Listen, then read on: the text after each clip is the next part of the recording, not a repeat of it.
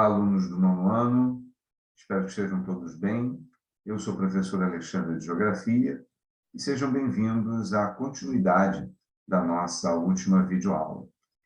No encontro de hoje, a gente vai dar sequência ao que nós estudávamos sobre a relação entre produção industrial e cadeia produtiva e o meio ambiente, né? Vamos dar uma recordada aqui, rapidamente, em tudo que a gente já viu. Falávamos sobre a produção industrial desde o seu passado, lá no século XVIII para o século XIX, e como que a produção industrial afetou o meio ambiente.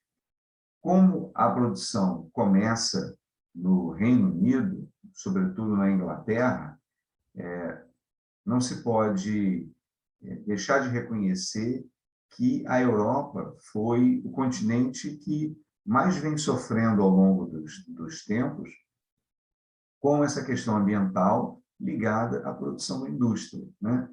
Então, nós vimos esse mapa mostrando essas manchas em vermelho, vou destacar aqui a canetinha, essas manchas em vermelho espalhadas ao longo do mapa da Europa, como sendo os pontos aonde a indústria mais poluiu. Mas, como a produção industrial não se deteve na Europa, essa mesma questão se espalha para o resto do mundo. Então, além da Europa, nós destacamos principalmente a América do Norte, aqui nos Estados Unidos e Canadá, o novo ponto de desenvolvimento econômico e industrial, que é no Extremo Oriente, com China, Coreia e Japão, e até mesmo em alguns pontos, como na África do Sul, aqui São Paulo e Rio de Janeiro, alguma coisa no Chile também. Então, essa preocupação acabou gerando uma atitude ligada aos resíduos industriais, que, desde o seu passado, foi o de poluir o espaço aéreo com a produção de resíduos que saíam pelas chaminés das indústrias, mas que foram se transformando de acordo com a produção de novas mercadorias, inclusive chegando aos resíduos do chamado lixo tecnológico, né? Televisores, computadores, celulares, que são descartados após o seu uso e que se tornam um lixo perigoso, o que leva, ou o que levou, a pressionar as indústrias a tratar dos seus resíduos, gerenciar os resíduos industriais. O que acabou levando a uma nova produção, inclusive com outras empresas, que aproveitam esses resíduos em novos produtos para atender às nossas necessidades. Adubos, a reciclagem de matéria-prima, de produtos que foram descartados, sendo utilizados novamente, e a preocupação ambiental no tratamento do fim da produção, como a questão da água, antes de ser descartada no meio ambiente, ser tratada separando os resíduos tóxicos, os metais pesados, para que eles não sejam despejados diretamente no meio ambiente.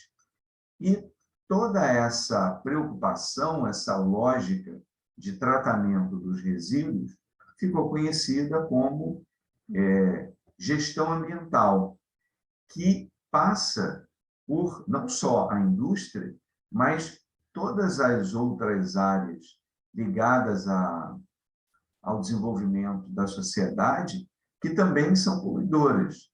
Então, que outros setores também poluem junto com a indústria?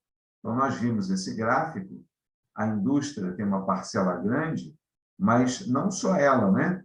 Transportes, a própria agropecuária e o consumo residencial. Nós, como consumidores, também somos grandes poluidores do meio ambiente. Então, a tal da gestão ambiental é uma responsabilidade das indústrias, mas também uma forma de administrar dentro do consumidor, dentro da casa do consumidor. Então, a gestão ambiental se preocupa com várias áreas que têm a ver com a produção de mercadoria, o consumo, o deslocamento dessa mercadoria e o descarte depois que aquela mercadoria é consumida, envolvendo toda a cadeia produtiva que passa por um processo que hoje acabou ficando conhecido como logística reversa, que é o retorno para a fábrica daquilo que ela produziu, que não tem mais utilidade, como uma lâmpada, por exemplo, depois de queimada, ou uma pilha, depois que ela acabou de atar a sua carga, dessa mesma mercadoria retornar para a fábrica para que ela tenha um destino mais adequado, inclusive servindo de matéria-prima para retornar para uma nova produção, para produzir novas mercadorias para serem vendidas novamente. E aí nós paramos nesse ponto, deixando a ressalva, a responsabilidade também na produção de energia, não só das indústrias, mas também do consumo doméstico, né? A gente está vivendo agora, por exemplo, aqui no Brasil, uma falta de energia, uma diminuição da produção, porque choveu menos, as hidrelétricas, que daqui a pouco a gente vai falar delas, produziram menos energia, o que fez com que a conta de luz ficasse mais cara, né? Então, o nosso consumo, os nossos hábitos, também estão ligados a essa melhor relação entre produzir e consumir e o meio ambiente. Mas falando especificamente da questão energética, vamos dar uma olhadinha aqui, ó, nesse mapa. Olha só, essa é uma imagem real da Terra vista do espaço, né, à noite. É claro que não é todo o planeta que é iluminado de uma vez só ou fica no escuro de uma vez só, mas foram reunidas imagens em momentos diferentes, mostrando a noite em cada parte da superfície.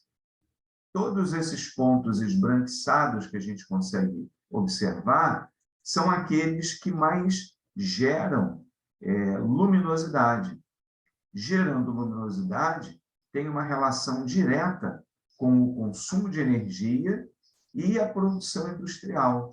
Então, esses locais mais claros são aqueles que a gente pode afirmar que ou tem mais gente, ou tem um maior consumo de energia, ou que tem uma produção industrial maior do que das outras regiões que não aparecem claras nessa imagem. Então, a gente vê, ó, de novo, América do Norte, Europa, agora a Índia, com grande destaque aqui, Oriente Médio e o Extremo Oriente. Aqui na América do Sul, destacando Rio, São Paulo, aqui no sudeste do Brasil, né? E aí, ó, vamos falar um pouquinho dessas fontes de energia, né? Já que o desenvolvimento das regiões tem a ver com o consumo, para se consumir é preciso produzir a energia. Então, a fonte de produção de energia, ela pode ser dividida de duas maneiras, né? De duas formas diferentes. As fontes de energia não renováveis, que são aquelas que a natureza levou milhões de anos para formulá-las e que se esgotam com o uso. Então, a gente tira a energia de onde? De alguns produtos que a natureza nos oferece, como é o caso do carvão mineral, não é aquele carvão do churrasco, aquele é um carvão de madeira, né, de celulose, é uma rocha, carvão mineral, que tem energia acumulada. Uma vez queimado, ele libera essa energia. Então, ele serve de combustível, desde lá da primeira Revolução Industrial, mas até os nossos dias. E o petróleo, que já há bastante tempo é extraído da natureza, ele é refinado e se transforma em diversas mercadorias ou produtos que são usados como combustíveis, que é o caso da gasolina, do querosene, do óleo diesel, do gás de cozinha, que é um gás produzido pelo petróleo. Então, o problema é que essas fontes demoram muito tempo na natureza para serem produzidas e, em algum momento, elas vão acabar, porque o nosso consumo é intenso e, uma hora, elas vão acabar. E elas, já está provado, têm uma grande contribuição na poluição do planeta e nesse processo de aquecimento da atmosfera do nosso mundo. Então, existe uma parte muito negativa de consumir essas energias não renováveis, como é o caso do material atômico também, de elementos atômicos que são utilizados também como combustível no aquecimento da água para poder gerar energia elétrica. Então, também é uma fonte finita de energia, o material atômico, né? Os elementos atômicos. E as outras fontes são as renováveis. Fonte renovável são aquelas que têm a possibilidade de se renovarem na natureza numa velocidade muito mais rápida, que é o caso da energia solar, que é constante, né? O planeta é bombardeado por energia solar o tempo inteiro, e a gente achou uma forma de capturar essa luminosidade, transformando ela em energia elétrica, por exemplo. A própria maré, o sobe e desce das águas do mar, a gente achou uma maneira de aproveitar esse movimento cinético que a gente chama, né? A energia mecânica desse movimento do mar para fazer um gerador se movimentar, gerando energia elétrica. E até mesmo os biodigestores. O que é biodigestor? São grandes equipamentos que aproveitam os gases produzidos, por exemplo, no lixão, que libera, na hora lá do apodrecimento do lixo, uma série de gases que podem ser armazenados e serem usados como combustível. Assim como o gás natural, que sai lá junto com o petróleo, lá da natureza, o biodigestor, ele aproveita o gás produzido pelo lixo ou pela queima de alguns outros materiais, como a palha de cana, por exemplo, que sai, a liberação do gás que sai da produção da cana-de-açúcar, ou lá na usina de açúcar, ou na produção do etanol, que é o álcool, e acumula isso nesses grandes balões para gerarem energia também. Agora, seja qual for a fonte de energia, para a produção ela gera impacto, né? Como a gente já adiantou, a questão lá do petróleo e do carvão mineral. Então, a produção hidrelétrica, por exemplo, que é essa que a gente usa muito aqui no Brasil, é quando a gente represa um rio, como acontece aqui, ó, e aí canaliza a passagem desse rio para que a força da água faça um dínamo, um gerador, se movimentar, gerando energia elétrica. Quando essa água aqui está em menor quantidade, a produção é menor, que é o que está acontecendo com o Brasil agora. Então, a gente depende muito das chuvas para gerar energia elétrica. Mas o que é considerado até uma fonte renovável, que o rio está lá o tempo inteiro.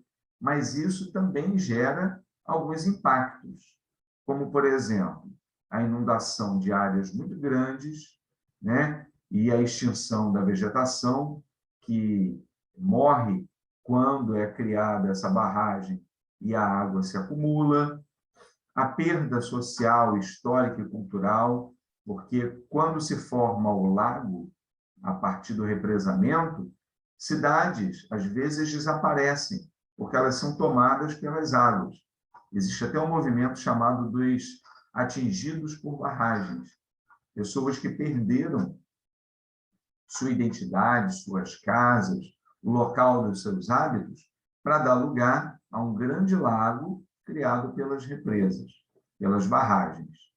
E alteração do fluxo natural dos rios, porque tudo que a gente mexe na natureza gera uma consequência. Então, isso também é um impacto ambiental produzido pela forma de geração de energia elétrica, que são as hidrelétricas. Uma outra também são as termoelétricas. Como é que funciona uma termoelétrica? Tem-se grandes caldeiras de água e é preciso um tipo de combustível que faça essa água ser aquecida, essa água vira vapor, esse vapor é canalizado sob pressão e esse vapor faz o dínamo, o equipamento que gera a energia elétrica, girar produzindo energia elétrica. Na maioria das vezes, o combustível nesse processo ou é o carvão mineral, ou é o diesel, ou o gás natural. Então, todos eles são grandes poluidores, geram gases que acabam levando, agora já sabemos disso, ao aquecimento global, porque retém o calor do Sol junto à superfície, aumentando a temperatura do planeta. E aí a gente vai para aquelas situações que a gente tem visto hoje em dia, que tem passado muito na televisão, de uma série de questões ambientais ligadas ao clima que a gente nunca teve antes, né? Agora, mesmo aqueles que a gente acha que são inocentes, né? Que não são nocivos para o meio ambiente, como a questão da energia eólica, também gera impacto ambiental. Como é que funciona uma fonte de energia eólica? Eólico tem a ver com vento. Então, é um grande catavento que aproveita a passagem do vento constante em algumas regiões, ele se movimenta, fazendo com que a turbina que está aqui dentro se aproveite desse movimento e gere energia elétrica, e aí essa energia é levada para o sistema de distribuição. Agora, mesmo isso, que teoricamente não criaria nenhum impacto, está lá só se aproveitando da passagem do vento, também gera, né, perturbação no escoamento do vento. Então, o vento ele é alterado, a passagem do vento é alterada por causa da presença do catavento, que é uma coisa muito grande, o ruído que essa engrenagem causa para quem mora próximo daquilo ali. Essas pás, elas podem afetar a passagem das aves que morrem, podem morrer no deslocamento, tentando atravessar esses cataventos que não são algo natural e mudar, inclusive, a rota de migração dos pássaros. Ou seja, percebemos que nesse planeta nós somos os grandes modificadores do contexto natural, o que gera uma série de consequências ambientais. Então, essa preocupação ela tem sido muito cobrada das grandes empresas, como produtoras e que têm muito lucro com a produção, mas também para nós, que somos consumidores. Temos a nossa parcela de responsabilidade também. Então, pessoal, eu fico por aqui, fica dado o recado, e até o nosso próximo vídeo encontro. Fiquem bem. Um abraço.